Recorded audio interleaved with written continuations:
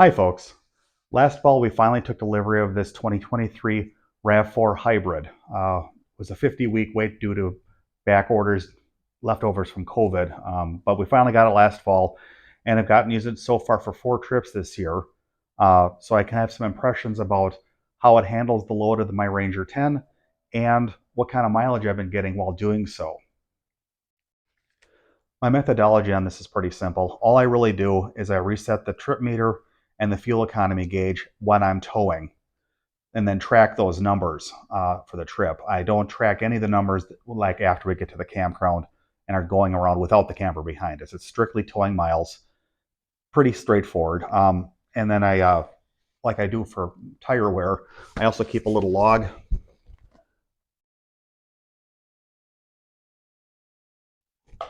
on trips for the year, how many gallons are used, and the mileage for the trip.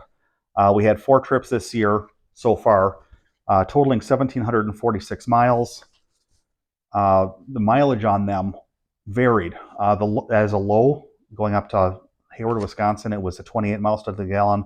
The best one was going to the EAA in Oshkosh, which got 31.5. But what I did is I put together all the miles and all the gallons used, and I came up with a total value for all of them together of 29.07 miles per gallon. Pretty happy with that. That's actually better than my old Kia Soul did pulling the same camper. Much smaller engine, much less power. It actually only got 27 on average all the time. So I'm pretty happy with 29.2.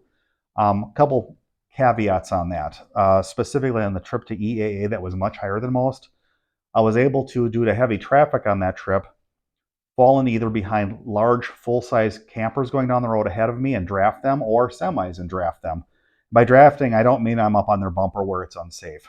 The RAV4 has a feature for its cruise control that you can set the distance that it'll follow behind somebody, and it'll automatically brake and accelerate as necessary to maintain that distance.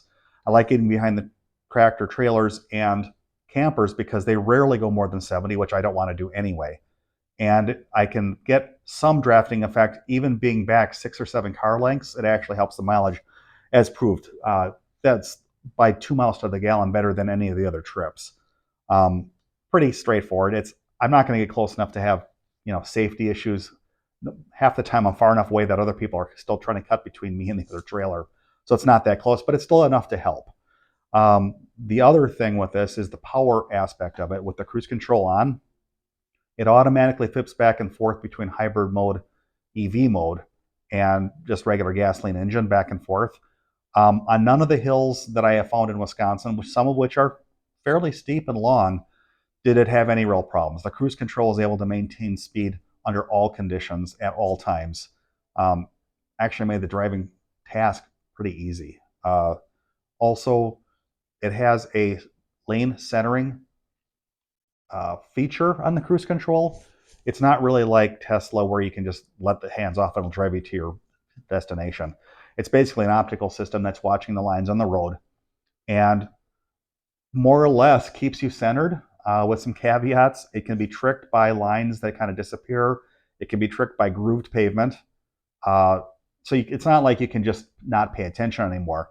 What it does do, however, is allow you to relax your grip on the steering wheel, because probably 90% of the time, it's taking it right down the center lane exactly as you would with no input. What that means, of course, is a lot of the tiredness you get from a longer trip steering constantly is alleviated. It's, in a manner of speaking, like power assist for lane keeping.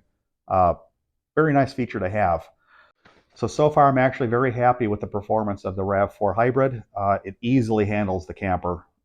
It's almost effortless going down the highway and gets surprisingly good fuel economy in the process. I am going to be taking one more large trip this year, a really large trip out to Sedona and back this fall. I'm probably going to be putting approximately, it looks like 3,500 towed miles.